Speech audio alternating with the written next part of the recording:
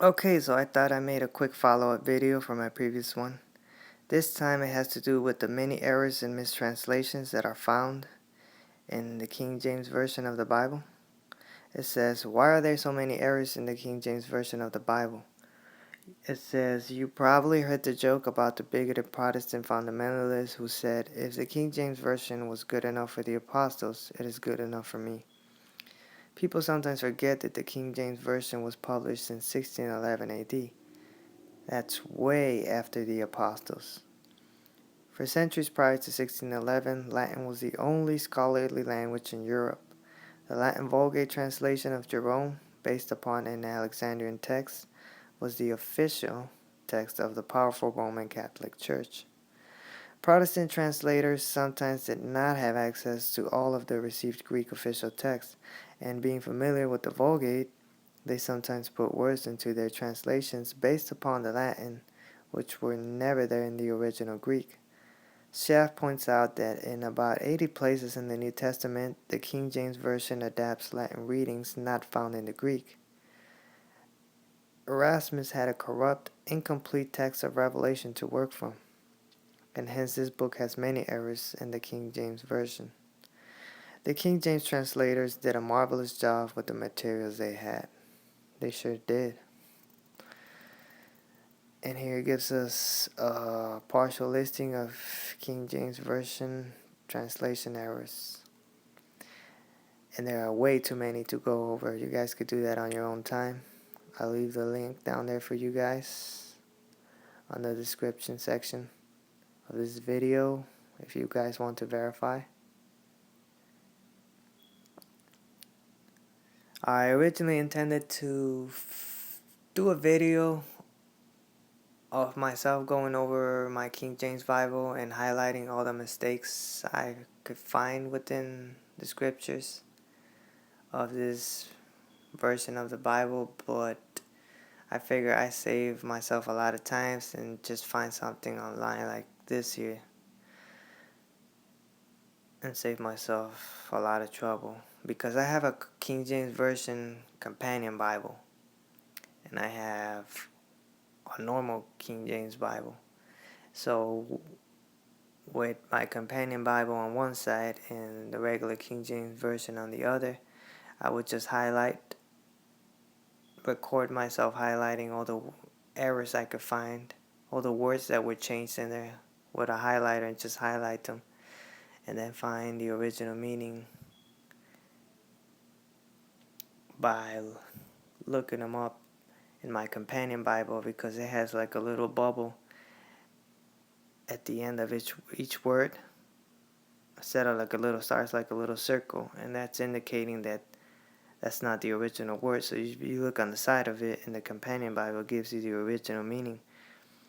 So I just thought it's kind of silly, like, why not just, if you're going to make a companion Bible, why not just put the original meaning there in the first place, rather than having people go back and forth? It's funny because it's like exposing the Bible, that version that you're reading, that it has a lot of errors. It's like saying, it's got a lot of mistakes, so here we're going to give you the original meaning. It's kind of silly, but I don't know, I guess.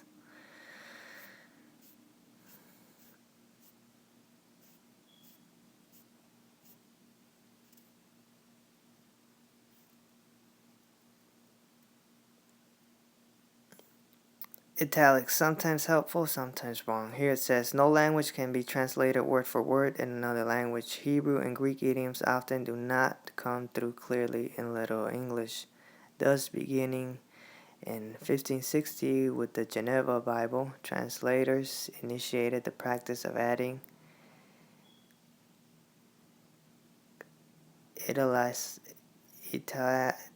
italicized clarifying words. I don't know how to pronounce that word.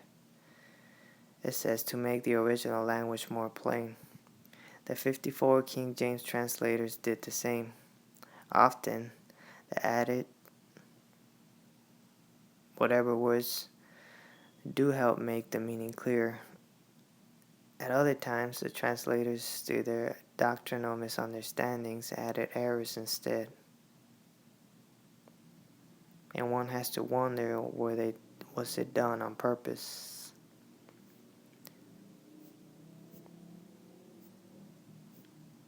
And here it gives us a few verses with punctuational problems. And here it gives us the word differences, the many word differences contained within this Bible version called the King James Version, KJB. It says, another thing to keep in mind is the fact that the 1611 AD King James English is somewhat different than today's English language. The meaning of certain words has changed, and or the King James sometimes uses words not familiar to most people today in their common speech. In addition, certain idioms in the original Hebrew and Greek are a little difficult to understand today. Heh, no kidding. The Oxford Wide Margin KJB has excellent marginal references which often explain the correct meanings. Here's a partial list of changed word meanings. And this is what I was going to do, just highlight all the changed words that I could find within my KJB. And I'm able to do that thanks to my companion Bible. But like I said, I saved myself the agony of doing that. And thank God for this little site here.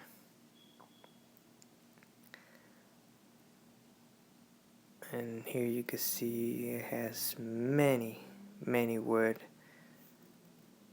differences. All the words that were changed from their original meaning, which is one too many. Infallible word of God, my butt. There's no way a Bible should have this many errors in it. So for all you King James only people, you need to back up and consider what is being presented to you here.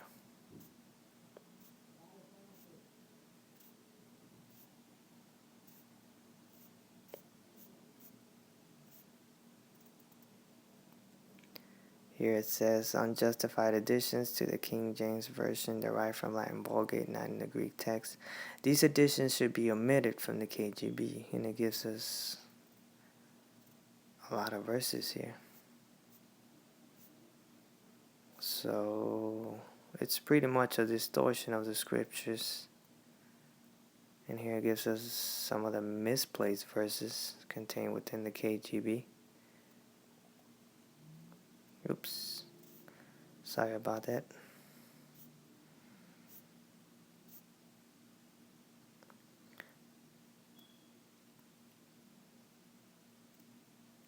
It says here, in conclusion, the King James Version is a word-for-word translation. Other translations, such as the New International Version and the NIV, are meaning-for-meaning translations.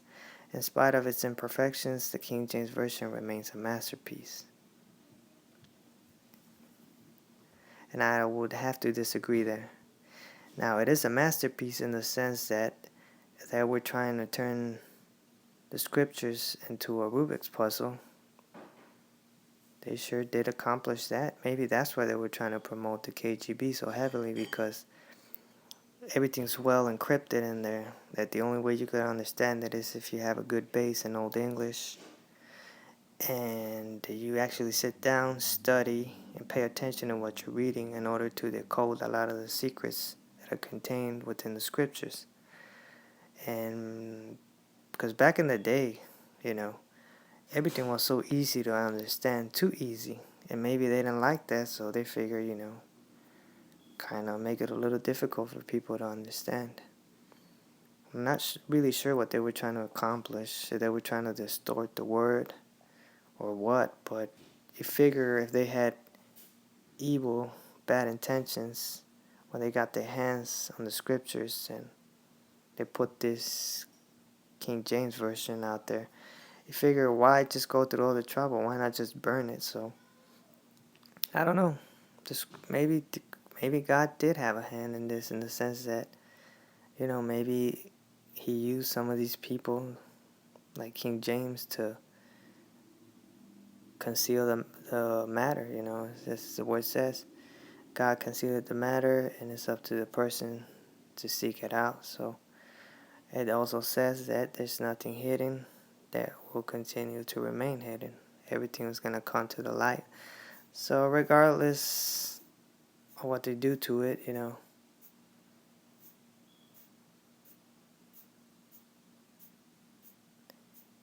everything that needs to be there, it's there, like the message of Christ, a lot of the secrets are still contained in there, no matter what version you have.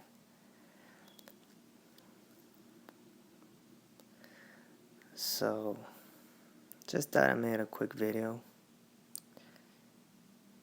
I figure it would raise awareness, for you diehard King James only Bible thumpers, It's just something to think about. And on that note, I'll end this video and I'll see you guys in my next one. Peace.